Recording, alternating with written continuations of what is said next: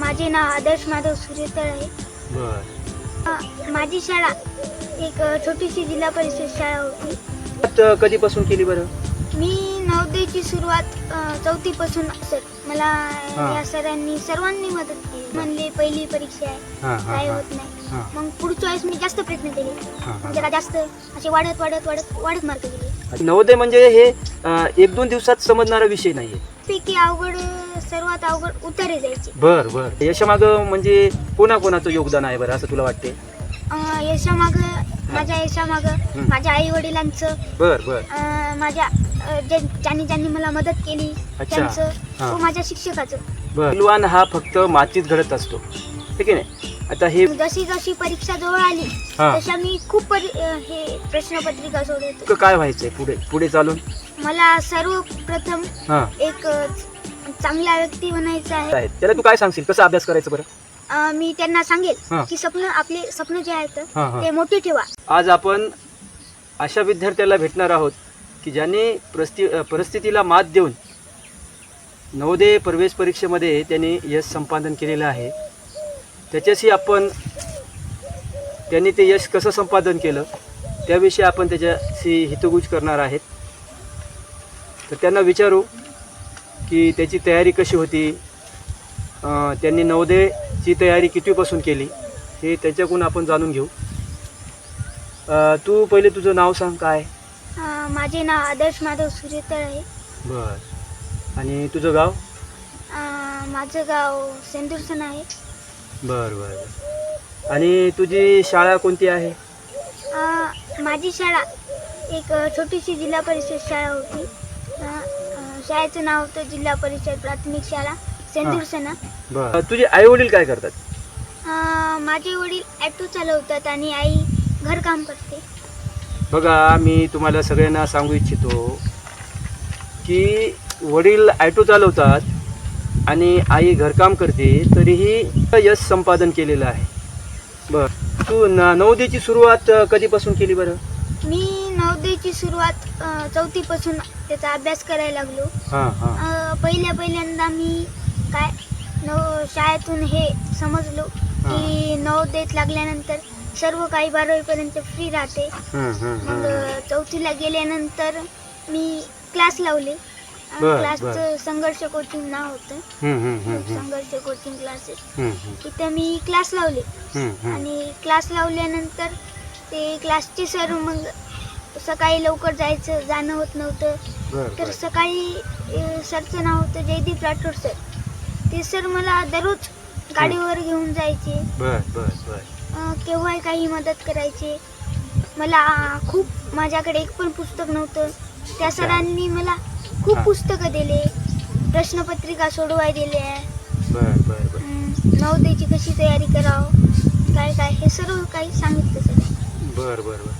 बरं तुझ्या या यशामागं समजा तुझी जी जिल्हा परिषद शाळा आहे सेंदुरशना, या सरांनी तुला मदत केली का? हो सर, मला या सरांनी सर्वांनी मदत केली. मला सगळ्या सरांनी मदत केली. हे बघा, यश हा फक्त एकाच व्यक्तीचा नसतो, तर यशामागं सगळे असतात. जिल्हा परिषद जे सर आहेत त्यांनी सुद्धा आदर्शला खूप मदत केली, कारण विद्यार्थी तसा हुशार होता. त्याच्यामुळे सगळ्या सरांना वगैरे तळमळ वाटायची की हा विद्यार्थी मागं राहायला नाही पाहिजे, ठीक आहे नाही.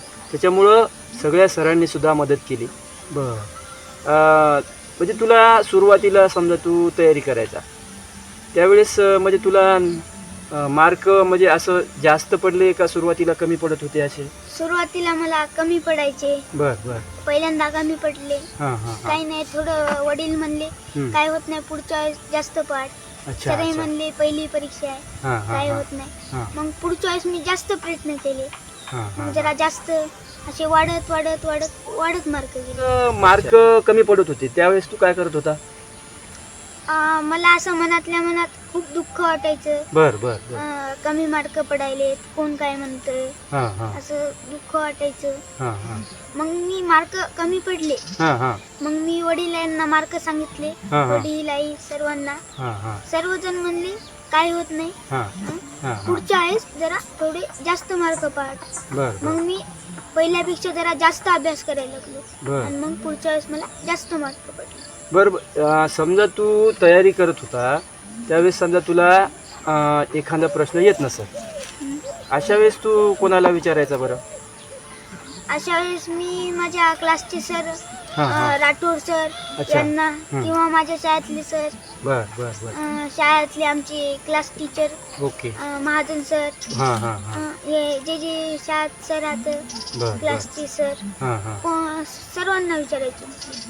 हे बघा विद्यार्थी मित्रांनो, एखाद्याचा समजा तुमचा प्रश्न समजा चुकला असेल तर तुम्ही सरांना विचारा की सर हा माझा प्रश्न चुकला, मला हे समजत नाही. आणि नवोदय म्हणजे हे 1-2 दिवसात समजणारा विषय नाही आहे. जर तुम्हाला एखाद्या वेळेस एखादा प्रश्न समजत नसेल, जोपर्यंत प्रश्न समजत नाही तोपर्यंत तुमची कन्सेप्ट हे क्लिअर नसते, है ना. हो. जोपर्यंत म्हणजे प्रश्न तुला म्हणजे पहिली तू बेसिक शिकला का डायरेक्टच प्रश्न सोडवायला लागला तू? नाही सर, मी पहिले अशा बेसिक गोष्टी शिकत गेलो. हां हां हां. पहिले छोट्या मग मोठ्या. अच्छा. नवोदयला किती विषय राहतात? नवोदयला काय 3 विषय असतात. 3 विषय राहतात, बरोबर आहे. हां, तर असं सगळ्यात अवघड असं कोणतं भाग आहे बरं? जसं की आकृत्या आहेत, त्याच्यानंतर मराठीचे उतारे असतात आणि त्याच्यानंतर गणित असते. तर याच्यामध्ये तुला अवघड काय जायचं? मला या तिन्हीपैकी सर्वात अवघड उतारे जायचे. बर बर बर. कारण माझं हां. मराठीचं तेवढं हां हां वाचन हां. नसायचं. हां हां. उतार्यामध्ये हे वाक्यप्रचार यायचे. हां हां. आणि गणिताची मी खूप प्रॅक्टिस केली होती, बर बर. त्यामुळं गणितचे सोपे जायचे. हां हां. आणि आकृत्याची मी खूप प्रॅक्टिस केली, त्यामुळे बर, आकृत्या बर. सोपे जायचे.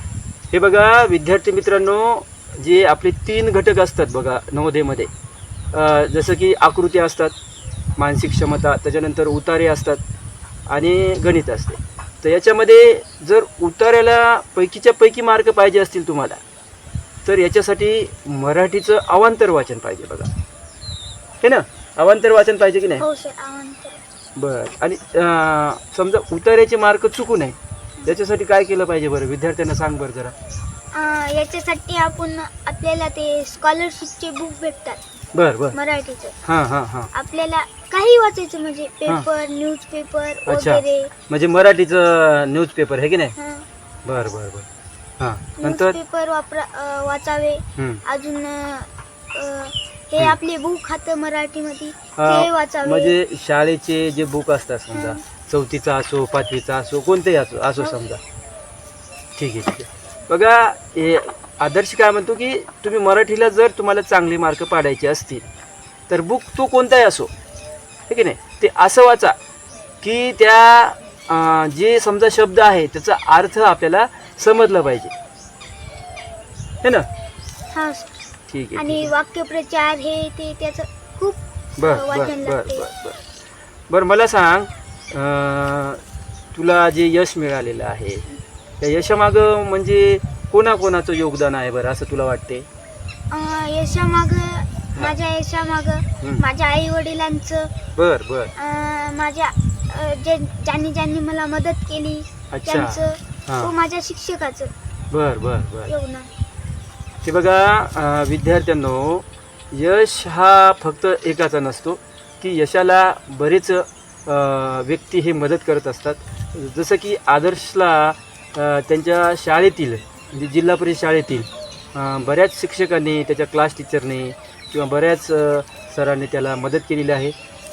त्याच्यामुळं ते आज नवोदय जी प्रवेश पात्र परीक्षा असते त्याच्यामध्ये त्यानं यश संपादन केलं.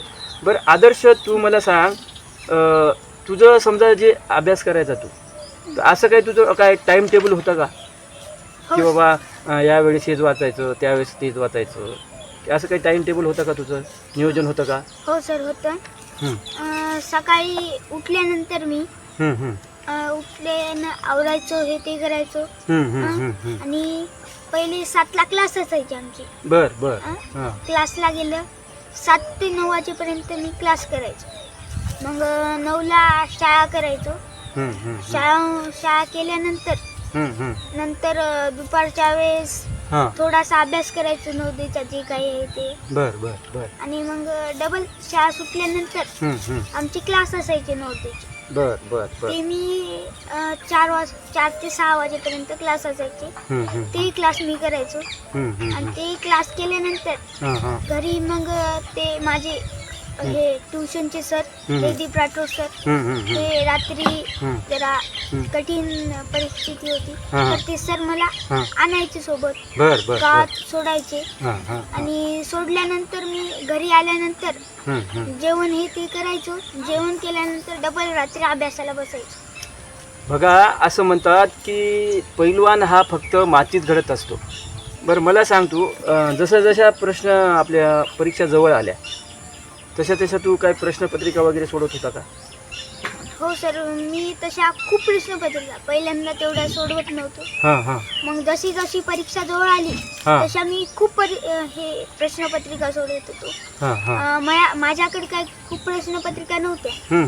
एखादी प्रश्नपत्रिका असेल आणि मग बाकीचे माझे हे ट्युशनचे सर जयदीप राठोड सर एखाद्या वेळेस सर्व प्रश्नपत्रिका द्यायचे. ही प्रश्नपत्रिका त्याच्याकडे खूप प्रश्नपत्रिका होत्या. ही दिली, सोडव म्हणायची. ही सर्व मी सोडवली की लगेच दुसरी द्यायची. अशा मी खूप प्रश्नपत्रिका सोडवल्या. बघा विद्यार्थी मित्रांनो, जशी आपली एक्झाम जवळ असेल तर साधारण एक्झाम 2-3 महिने राहिले तर आपल्याला काय करायचं आहे की प्रश्नपत्रिका सोडवायच्या, आणि ते पण आपल्या टायमिंगनुसार, आहे की नाही? हो. म्हणजे प्रश्न झाल्यानंतर आपल्याला मार्क किती पडतात आणि आपले प्रश्न कोणकोणते चुकायले हे आपण सरांना विचारायला पाहिजे, हे की नाही आदर्श? बरोबर आहे की नाही? बरोबर. बरं, मला सांग, आता जिथं नवोदय विद्यालयाला तू लागलेलं आहे तिथली परिस्थिती कशी आहे? म्हणजे तिथं शिक्षणाचं वातावरण कसं आहे बरं? तेथील शिक्षण खूप भारी क्वालिटीचं आहे. बर. सर्व सुद्धा हे आहे, सुविधा आहेत. काही जमाना गेले येईना गेले सरला विचारले ते काय राग हे मानत नाही तर सांगून टाकतात. शिक्षक आहे पुन्हा खूप चांगले आहेत त्यांचे. बर. आणि पॅटर्न कोणता आहे बरं? सध्या नवोदय विद्यालयामध्ये CBSE पॅटर्न. आणि हे बघा, नवोदय विद्यालयामध्ये सध्या जे आहे समजा शिकवले जाते ते CBSE पॅटर्न शिकवले जाते, है ना? जे की आपण इथं जे गोरगरीब विद्यार्थी आहेत त्यांना तेवढं चांगलं शिक्षण मिळू शकत नाही. मग आपल्याला फक्त नवोदयमध्ये जर छान तयारी केली तर आपल्याला 12वीपर्यंत शिक्षण फ्री असते, है की नाही? आदर्श, मला सांग तू, आता तुझं पुढचं ध्येय काय आहे बरं? आता म्हणजे तुला नेमकं काय व्हायचं आहे पुढे चालून? मला सर्वप्रथम एक चांगला व्यक्ती बनायचं आहे. आणि त्याच्यानंतर मला IAS अधिकारी बनायचं आहे. अच्छा. IAS झाल्यानंतर मला समाजाची सेवा करायची आहे. बर. हे बघा, आईवडिलाचे संस्कार इथं बघा दिसतात. ते म्हणते, त्याला मी प्रश्न विचारला की तुला काय व्हायचं, त्यावेळेस त्यानं पहिले उत्तर काय दिले की मला चांगला व्यक्ती व्हायचं आहे ना? तर हे आईवडिलाचे संस्कार आहेत. शिक्षण, हे बघा, शिक्षण हे आईवडिलावर सुद्धा खूप डिपेंड असते. विद्यार्थ्यावर चांगले संस्कार द्या. त्यांना कमीही मार्क पडत असेल त्यांना रागवू नका. त्याला समजून सांगा की नाही, पुढच्या वेळेस तू ट्राय कर. बरं, तुला मार्क कमी पडायचे तर तुझे आईवडील तुला हे रागवायचे का? नाही, तेवढे रागवत नसतं माझे आईवडील. काय म्हणायचे? यावेळेस कमी पडली जाऊ दे, पुढच्या वेळेस पण याच्यावर जास्त पड. बघा, जे पालक ही तुम्ही हे मुलाखत पाहत आहात ते हे विद्यार्थी काय म्हणाले की विद्यार्थ्यांना मार्क कमी पडले म्हणजे त्यांना रागवायचं नाही. आपण जर रागवलं तर त्याच्या मनात भीती निर्माण होते आणि तो खचल्या जातो. त्याच्यामुळं अजिबात विद्यार्थ्यावर रागवू नका. बरं, तू आदर्श सांग मला, तू आता जे बाकीचे विद्यार्थी आहेत समजा यावर्षी 4थीला किंवा 5वीला किंवा जे नवोदयला आहेत त्याला तू काय सांगशील, कसं अभ्यास करायचं बरं? मी त्यांना सांगेल की आपले स्वप्न जे आहेत ते मोठे ठेवा. स्वप्न मोठे ठेवा आणि जे स्वप्न ठेवलेत त्याला साकार बनवण्यासाठी सातत्याने मेहनत करा, असं मी त्यांना सांगेल. बघा, आदर्श काय म्हणतो की स्वप्न हे मोठे पहा, है ना? जसे की APJ अब्दुल कलाम म्हणायचे बघा की स्वप्न असे पहा की ते स्वप्न तुम्हाला स्वप्नात नाही पडले पाहिजे, तर ते स्वप्न असे असले पाहिजे की ते स्वप्न पाहून आपल्याला झोपच आली नाही पाहिजे. हे की नाही आदर्श? बरोबर आहे की नाही? बरोबर आहे. बरं, या विद्यार्थ्यांना जे 5वीला विद्यार्थी आहेत त्यांना अभ्यास कसा करायला पाहिजे बरं आता? त्यांनी आता हं. अभ्यास आता खूप वाढवायला पाहिजे. खूप प्रश्नपत्रिका गोळा करून त्यांना जे जे मदत करते हं. त्याच्याकडून ते जे प्रश्नपत्रिका आहे देते हं. त्याच्याकडून घ्यायला पाहिजे त्यानं बर आणि सोडवायला पाहिजे. बर ते पुन्हा टाइम मध्ये 2 तासात बर. आपण आपला टाइम लावायचा, हं. प्रश्नपत्रिका सोडवायची, बर किती मार्क पडले ते पाहायचं आणि पुढच्या वेळेस याच्यापेक्षा जास्त पडतील असे प्रयत्न करायचे. बर बर बर नवोदयच्या परीक्षा जवळ आल्या की बघा सराव पेपर होते, तर काही फायदा होते का बरं? हो सर, ते दिल्यानंतर खूप हा. फायदा होते. बर आता पहिल्यांदा नवोदयला समजा ते परीक्षा नसल्या सराव हां हां हां आणि मुलं गेले डायरेक्ट परीक्षेला हं. तर काय ते रोल नंबर चुकवतील, बर हे बर चुकवतील, हां भरायचं हां हां त्याला गोल करायचं समजणार नाही. अच्छा अच्छा, असं माझं हे होते प्रत्येक विद्यार्थ्यासोबत. बरोबर आहे बरोबर पण आहे. ते ते सराव परीक्षेत पहिल्यांदा गेले की मग त्याला पहिल्यांदा समजते हां की हां उत्तर पत्रिका कशी ठेवायची, बर बर त्याच्यावर गोल कसा करायचा, हां हां हां ते रोल नंबर कसा भरायचा, हां हां हे सर्व समजते. पहिल्यांदा त्याच्यात चुकलं हं. काय होत नाही, हां मग पुढच्या वेळेस आपल्याला ती सवय पडून जाते. 2-3 परीक्षा दिल्या हां सराव, मग ती जी मेन परीक्षा राहते बर तिच्यात आपले काय चुकत नाहीत. बर बर बर बघा, हा आदर्श काय म्हणतो की नुसतं अभ्यास करून चालत नाही, तर जे सराव पेपर होतात पहिले परीक्षा, जे मेन परीक्षा असते समजा अंतिम परीक्षा, त्याचे पहिले काही सराव पेपर घेत असतात. ते पेपर आपण आवर्जून दिलं पाहिजे, कारण ते पेपर ज्यावेळेस आपण देतो त्यावेळेस बऱ्याच विद्यार्थ्यांना माहीत नसते की रोल नंबर कसा भरायचा असतो, गोल कसे करायचे असतात. आणि हे बरेच विद्यार्थी पहिल्या सराव पेपरमध्ये बरेच विद्यार्थी चुका करतात है ना. आणि मग हे सराव पेपर दिल्यामुळे ते विद्यार्थ्यांना समजते की पेपर नेमका कसा सोडवायचा. आणि तिथं बरेच विद्यार्थी असतात, त्याच्यामुळे त्या विद्यार्थ्यामध्ये एक आत्मविश्वास येतो आहे की नाही, म्हणजे भीती निघून जाते. बर, तर त्यांचा संघर्ष आणि तुझी मेहनत आणि तुझ्या शिक्षकांचं सहकार्य याच्यामुळे तू यश संपादन करू शकला. तुझ्या भावी वाटचालीसाठी तू असंच नेहमी यश संपादित करत राहो.